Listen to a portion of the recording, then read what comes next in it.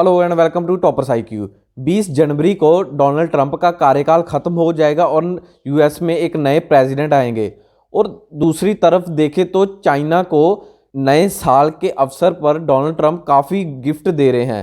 तो रिसेंटली ही US Congress में एक नया बिल पास किया गया जिसका नाम है हांगकांग पीपल्स फ्रीडम्स एक्ट। इस बिल को डोनाल्ड ट्रंप की पार्टी रिपब्लिकन्स द्वारा टेबल्ड किया गया, मगर यूएस कांग्रेस ने यूएस के जो सेनेट हैं उन्होंने इस बिल को ब्लॉक किया है।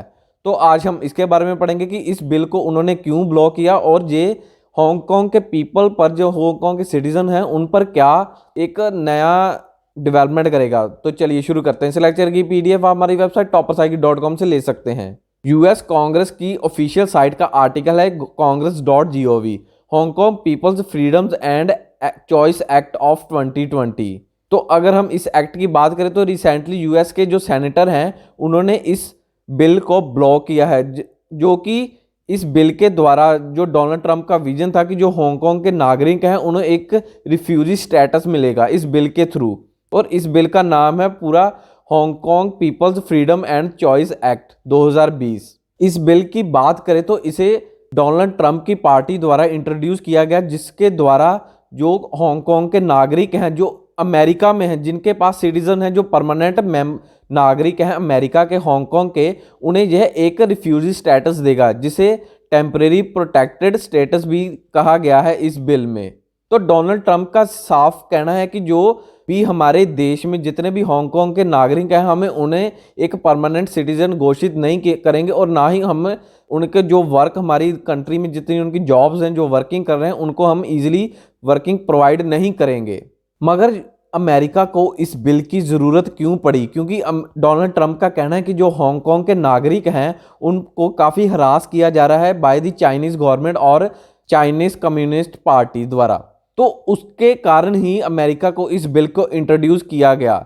मगर अब इस समय अगर हम देखें तो अमेरिका उसके विरुद्ध में कुछ भी नहीं कर सकता, क्योंकि जो रिसेंटली ही अगर हम देखें तो चाइना ने अपना एक नेशनल सिक्योरिटी बिल पास किया था, जिसके थ्रू उन्होंने जो हांगकांग के एक्सटर्नल अफेयर्स, जहाँ उनकी डिफेंस है, जो उन्हें सभी मेनलैंड चाइना के कंट्रोल में किया था। तो जो उनके नागरिक हैं वो भी अब मेनलैंड चाइना के अधीन ही आएंगे। तो मगर अगर हम देखें तो डोनाल्ड ट्रंप ने तो जो एक इनिशिएटिव या इस बिल को पेश किया था, मगर यूएस सेनेटर ने इसे ब्लॉक क्यों किया? तो अगर देखें जो यूएस के सेनेटर थे वो भी एक रिपब्लिकन ही थे, जिनका नाम था टेड क्रज। सेनेटर ने जवाब में कहा कि जो अगर हम इस बिल को लागू करते हैं, जहाँ इनको हम एक हांगकांग के नागरिक को एक रिफ्यूजी स्टेटस देते हैं, तो जो हमारे इमिग्रेशन लॉज होंगे उन पर हम लॉन्ग टर्म में अगर देखें तो काफ़ी चेंजेस आ सकते हैं। तो अगर हम देखें तो चाइना में भी जो अमेरिकन काफ़ी हैं, जैसे रिपोर्टर्स हैं, उन्हें तो वैसे वो बाहर निकाल देता है, जहाँ और भी कई है तो उनके जो इमिग्रेशन लॉ होंगे वो काफ़ी एक्सप्लॉइट होंगे। और जहाँ दोनों देशों के जो स्पाइज हैं, जो एजेंट हैं एक दूसरे की कंट्री में, जैसे अमेरिका की CIA के एजेंट है जो चाइना में है, जहाँ चाइनीज़ एजेंट अमेरिका में, उन पर भी काफ़ी इम्पैक्ट पड़ सकता है। तो अगर हम थोड़ा बैकग्राउंड देखें तो रिसेंटली ही हांगकांग जो एक स्पेशल एडमिनिस्ट्रेटेड रीजन था चाइना का, उसे एक मेट्रोपोलियन एरिया घोषित किया गया था चाइना के द्वारा। ये एक Hong Kong 8th largest traded entity थी वर्ल्ड में अगर हम देखें तो इससे पहले। मगर हांगकांग अमेरिका के लिए इतना इंपॉर्टेंट क्यों है? क्योंकि अब तो अमेरिका कुछ भी नहीं कर सकता। और अगर हम करंट सिनारियो देखें तो सिर्फ अमेरिका के पास एक ही ऑप्शन रहती थी कि जब भी उसे चाइना में कोई इन्वेस्टमेंट करनी होती थी तो वह हांगकांग के थ्रू करता था। और हांगकांग दुनिया की सबसे बेहतरीन जो स्टॉक मार्केट है उन्हें भी घोषित किया गया था, क्योंकि इन्हें भी फॉरेन जो ब्रिटिशर्स थे उन्होंने ही इन्हें इंट्रोड्यूस किया था। तो इसी के कारण ही अमेरिका हर बार हांगकांग के थ्रू चाइना में अपनी इन्वेस्टमेंट करता था। डायरेक्टली तो चाइना अमेरिका को अलाउ नहीं करता है।